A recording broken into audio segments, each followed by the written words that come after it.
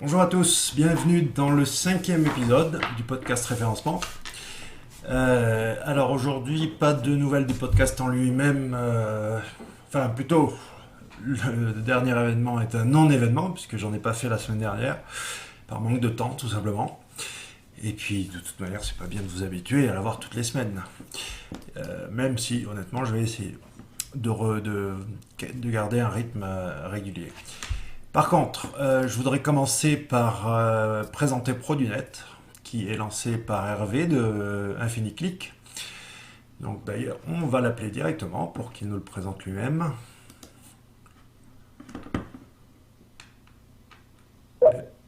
Allô Hervé. Oui, salut Laurent. Salut, comment vas-tu? Ça va. Ça va, donc bienvenue dans le podcast. Merci de ton invitation. Donc j'ai la fenêtre ouverte de produnet.com, mais d'abord je voudrais que tu te présentes. Donc c'est vrai qu'on discute souvent sur Twitter, etc. Mais qui est InfiniClick? Enfin plutôt qui est Hervé et InfiniClick? Qu'est-ce que tu fais? Moi, en gros, je suis le gérant d'InfiniClick, qui est une société qui propose de la création de sites internet, entre autres, et le référencement. Donc, voilà pour la présentation de la société. Après, quelques petites activités autour de tout ça, comme de créer du graphisme web ou print, et puis genre des e-catalogues. Ça marche pas trop mal en ce moment, les e-catalogues. Les clients sont friands. Et puis surtout, tu es un de ces développeurs qui peut partir d'une feuille blanche, quoi. Tout à fait. Donc ça c'est intéressant si quelqu'un a besoin vraiment de développement spécifique. Tu es l'homme de la situation et d'ailleurs c'est pour ça que tu nous sors toujours des outils divers et variés qui sont issus qui sont enfin en tout cas qui reposent pas sur des scripts existants quoi. Tout à fait, ça a été, c'est ça en fait. J'aime bien travailler, partir de zéro. J'ai travaillé par le passé avec des outils connus comme Westcommerce par exemple, Ouais.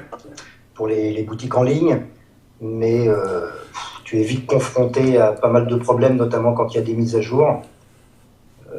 Et puis rentrer dans le code, c'est pas toujours très très clair quand c'est pas toi qui l'as développé, donc c'est pour ça que je suis parti dans cette optique-là. Voilà, puis j'ai fait les bonnes rencontres au bon moment pour me perfectionner et avancer, quoi. Ouais. Ok, donc maintenant ProduNet. ProduNet c'est ta dernière création en date. Tout à fait, ouais. Donc effectivement donc un guide des acteurs du web. Tout à fait. Donc c'est un annuaire thématique en fait dédié aux professionnels qui travaillent pour le web, la création de sites internet, les freelances, les graphistes. Comme tu peux le voir un peu à droite dans la colonne métier. Ouais. Donc vraiment un annuaire thématisé pour les professionnels du web. Et de l'autre côté aussi, donc, enfin, tu l'orientes vraiment avec la fonctionnalité appel d'offres, Tout à fait. où donc là, tu as internalisé un système qui va relier donc les demandes en fonction de la présence dans l'annuaire, quoi.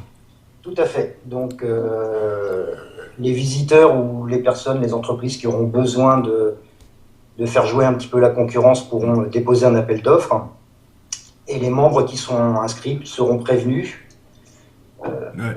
qu'il y a un appel d'offres déposé, pourront le consulter. Donc il faudra être inscrit pour consulter les appels d'offres. Ouais, non, enfin, je trouve que c'est surtout cette fonctionnalité qui te démarque de l'annuaire traditionnel, hein, de toute façon.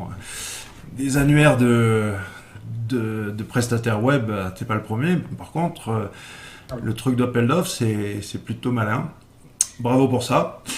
Donc t'as eu la gentillesse en plus de me filer un code pour les 100 premiers qui vont se précipiter à créer leur fiche, J'espère bien, oui. n'auront pas à payer à vie. Voilà, avis. À vie. Donc on va peut-être même faire un article, un petit billet spécial là-dessus, mais bon, pour l'instant, j'ai voulu commencer le podcast par ça. Alors je vais te laisser parce que j'ai plein de choses dont je dois parler. Non. Mais de toute façon, voilà, c'est lancé. Et puis, bonne longue route à ProduNet. Ah oui, si, un dernier truc quand même. Donc, a priori, aujourd'hui, il n'y a pas de fonctionnalité sociale, mais je crois que tu m'avais dit que bon, c'est possible que ça évolue si tu vois que la demande et dans ce sens que ça devienne plus un hub social avec des fonctionnalités bien plus avancées dans ce sens. Tout à fait, voilà. Ça sera en fonction des retours des utilisateurs et des inscrits. S'il y a besoin, on pourra tourner vers le social. Alors, je voudrais juste apporter une toute petite précision quant à la partie annuaire. Il faut savoir que j'ai fait en sorte que les prestataires inscrits puissent disposer jusqu'à 30 fiches dédiées sur leur compte. Ah ouais, quand même. Voilà, ce qui est quand même différent d'un annuaire classique où généralement tu inscris ton site et tu ne reviens jamais. C'est clair. Là, tu peux mettre jusqu'à 30 fiches. Le système est bloqué quand tu arrives à 30, c'est bloqué. Par contre, tu peux supprimer les plus anciens pour rajouter des nouvelles fiches si besoin est. D'accord. Donc c'est genre si je suis Euro RSCG, je peux mettre toutes mes filiales et tout sans problème, quoi. Tout à fait. Ok, génial. Oui, en plus, c'est ça qui fait aussi ta force de frappe, c'est que tu as une réactivité dans ton approche qui fait tu peux évoluer très très rapidement et ça, c'est vraiment pas mal, quoi. Ce qui a déjà été le cas dans la version que les gens vont découvrir à l'écoute du podcast et la première version où j'ai fait beaucoup d'améliorations suite au conseil des premiers invités, quoi. D'accord, c'est clair, ouais. Ok, génial. Merci Hervé et bonne chance alors pour ton lancement. Merci. Allez, ciao. Ciao. Ok, on continue avec le truc de philo de la semaine. Une agence SEO, je sais pas s'ils sont américains ou anglais, qui fait un petit pop-up comme ça, avec donc c'était un spam check où en fait il faut cliquer sur le +1 de Google Plus pour prouver qu'on n'est pas un robot ou un spammer. Voilà, bon, je trouve ça plutôt rigolo, surtout qu'après c'est parti en vrille, ils se sont fait démonter par le sympathique Joel. Et puis donc finalement, bon, ils ont enlevé le truc, mais c'est clair que ce qu'il y a de plus bizarre surtout, c'est en fait, on peut diriger, les éditeurs peuvent diriger les utilisateurs vers un bouton Google ⁇ pour permettre des fonctionnalités et, je veux dire, ouvrir au contenu. Donc ça laisse un petit peu la porte ouverte, effectivement, à certaines manipulations. Mais bon, je crois que Google ⁇ ils sont pas en peine pour essayer de générer un peu de traction dans tous les sens du terme. Donc bon, voilà, c'était un petit clin d'œil à Google ⁇ je pense qu'on va... Oui, d'ailleurs, on va y revenir dans 2 petites secondes. Mais avant, on va passer rapidement sur les dernières mises à jour de Google de janvier. Si vous arrivez à trouver quelque chose qui puisse directement s'appliquer dans le métier du référencement. Bon, pour l'instant, voilà, c'est pas mal de petites choses cosmétiques ou des effets spéciaux et autres gadgets. Même si là, ici, je vois donc par rapport à l'algorithme Panda, ils ont... Bon, alors on est à la je sais plus combienième mise à jour de Panda. Ça commence à me laisser perplexe, hein, ce fait qu'ils modifient autant un filtre algorithmique. Il y a quelque chose qui tourne par rang. J'en parlerai peut-être une prochaine fois, mais il y a quelque chose de très très bizarre à propos de ce filtre Panda.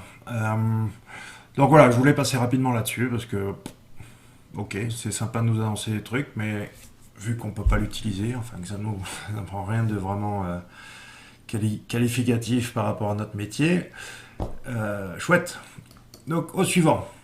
Alors, un titre vraiment trompeur de la part de David, qui pourtant publie du contenu de qualité, puisque Google n'a pas du tout commencé à crackdown, c'est-à-dire à pénaliser les mauvaises les utilisations trompeuses des micro-formats.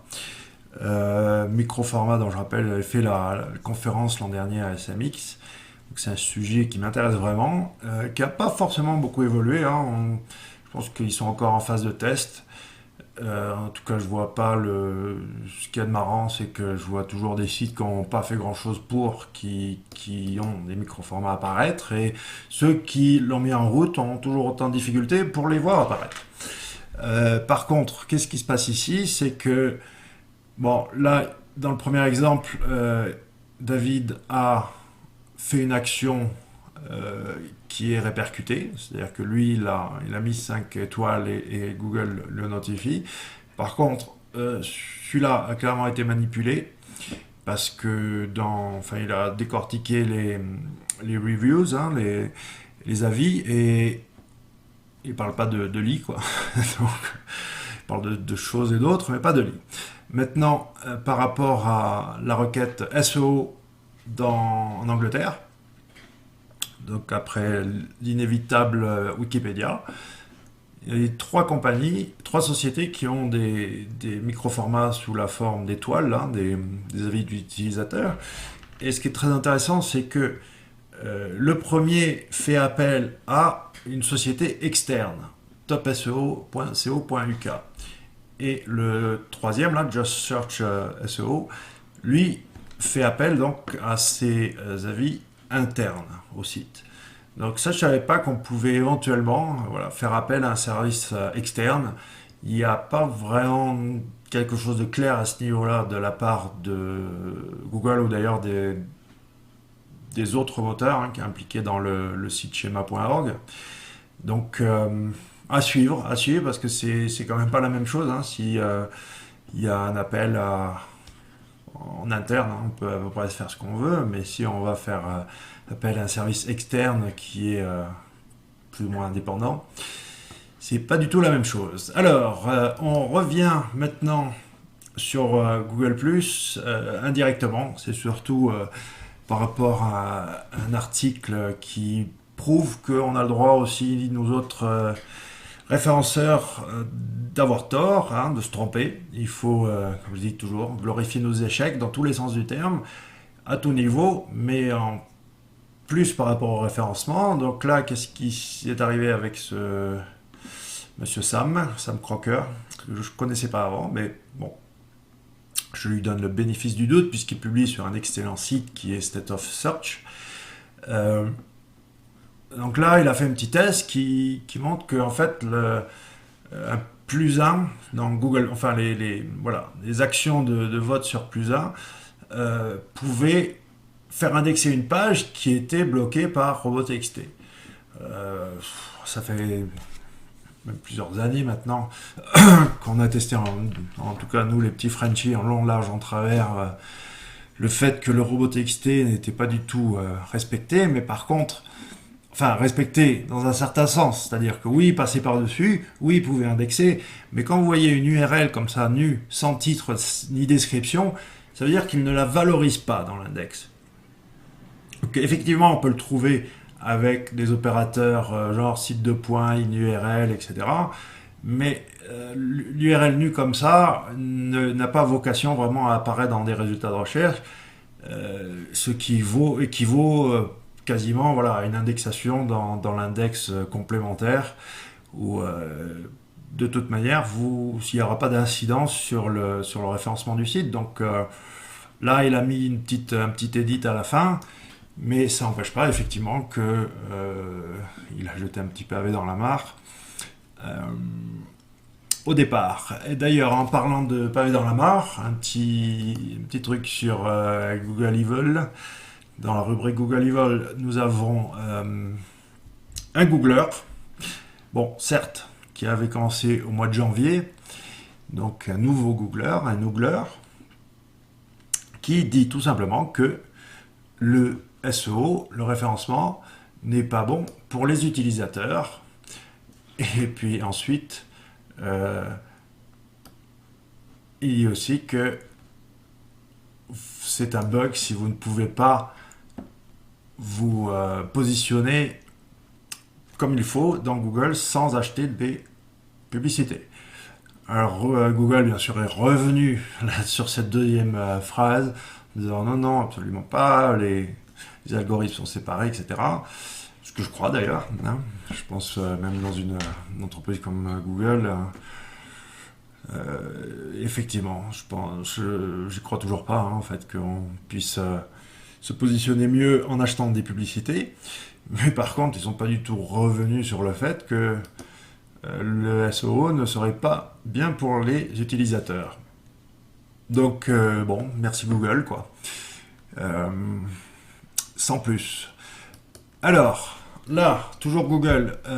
Début du mois, ça a bougé pas mal en tout cas aux États-Unis.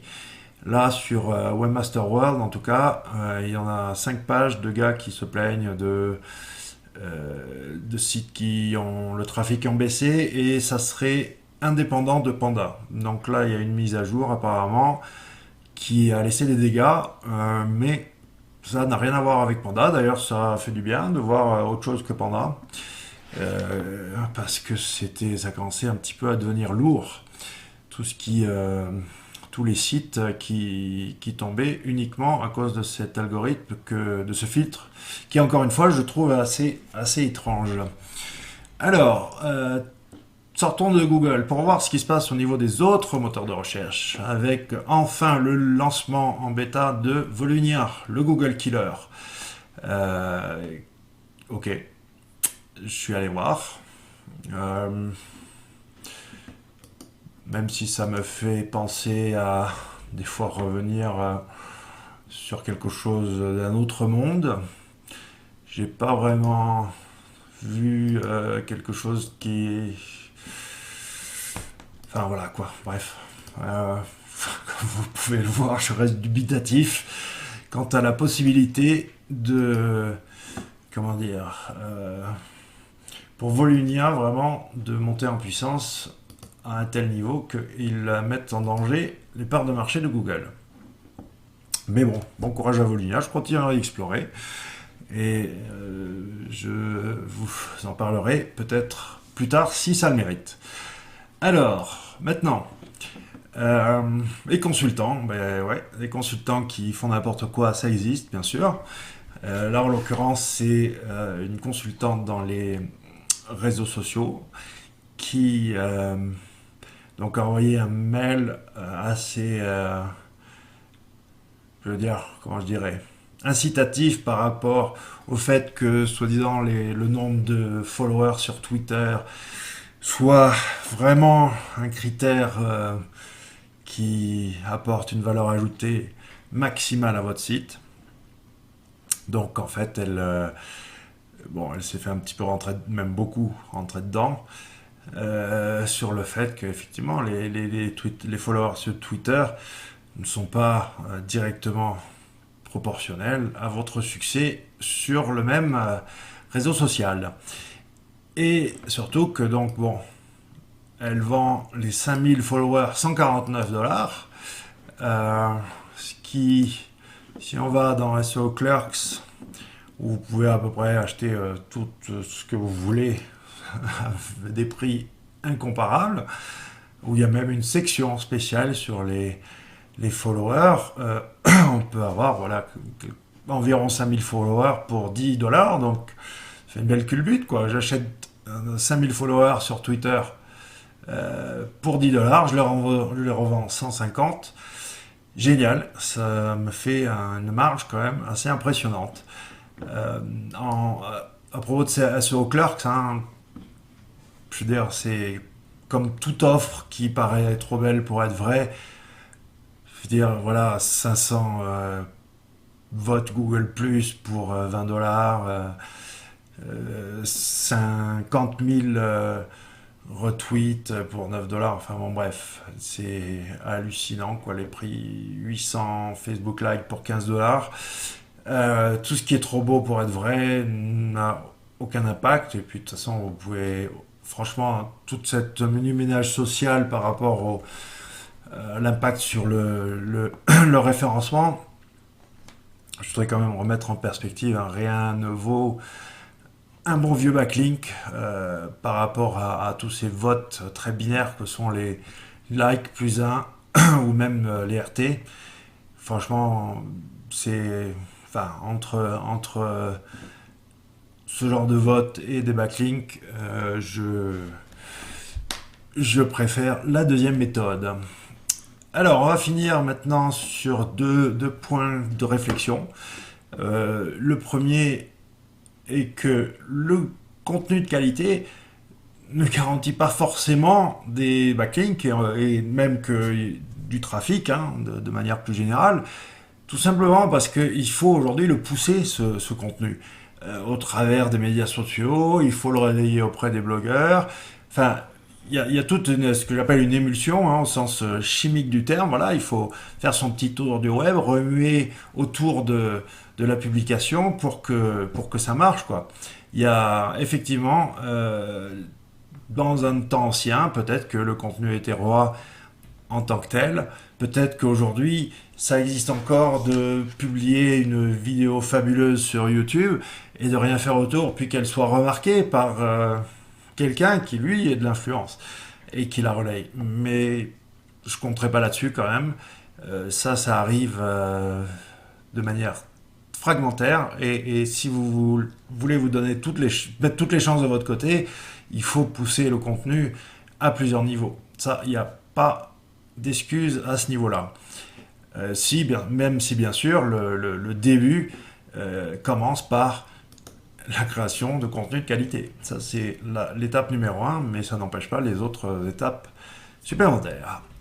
Et puis maintenant, un autre petit point intéressant quand même, il faut réfléchir là-dessus parce que on avait déjà remis en cause les rapports de référencement dès lors que la personnalisation de Google était entrée en jeu, parce que effectivement, si je fais tourner un rapport sur ma machine, et que il y ait l'influence, disons, de la personnalisation, le rapport va être manipulé. Ce que je voulais expliquer à notre cher ami Olivier Lévy, je crois que c'était pas le dernier, mais l'avant-dernière fois, où effectivement, c'est pas tout de checker donc un positionnement sur son PC et il faut ensuite voir le positionnement réel. Mais de l'autre côté, même si vous évaluez un positionnement, je veux dire neutre, les utilisateurs de l'autre côté ont tous la personnalisation qui est enclenchée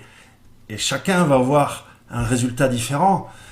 Donc, à ce moment-là, est-ce que vraiment le ranking, même en valeur absolue, reste valable?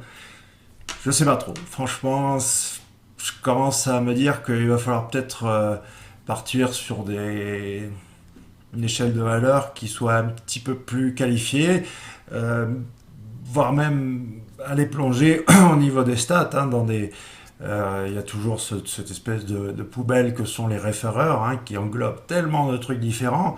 Au niveau des stats, il faudrait commencer peut-être que les grands gourous de l'analytics commencent à se poser la question est-ce qu'on n'a pas besoin quand même de métriques un peu plus qualifiées à ce niveau-là, quoi. Mais de toute manière, moi je me dis que, étant donné maintenant la montée en puissance de la personnalisation, je ne suis pas franchement sûr qu'on puisse... honnêtement, la seule garantie de visibilité aujourd'hui passe par une domination des résultats de recherche. Ça veut dire quoi? Ça veut dire que vous devez dominer carrément la première page de résultats. On part sur les 10 résultats, il faut qu'au minimum la moitié ce soit vos URL. Donc c'est pas un boulot simple, c'est tout à fait faisable. Je l'ai pratiqué, hein, avec des clients, donc il n'y a pas de problème à ce niveau-là, mais bon, c'est pas quand même la plus simple des tâches. Mais je crois que ça va passer par là, hein, la visibilité, pour être sûr d'attraper le visiteur entre les Google Maps, les vidéos, tous les attributs de la recherche universelle, les Google+, etc. Il faut que les résultats organiques, vous les dominiez et rien d'autre. Voilà, sur ce, je suis passé rapidement sur tous ces éléments. Je rappelle donc de vous inscrire dans les Pros du Net, le portail d'Hervé. Et puis, je vous promets de faire un podcast. D'ailleurs, j'avais promis la dernière fois de faire un tuto sur les outils de vérification des backlinks que j'utilise. Euh, Désolé, je n'ai pas encore commencé. Donc, je vais m'atteler à la tâche. Et en tout cas, une petite prochaine revue dans la semaine. Voilà, merci, bonne semaine à tous.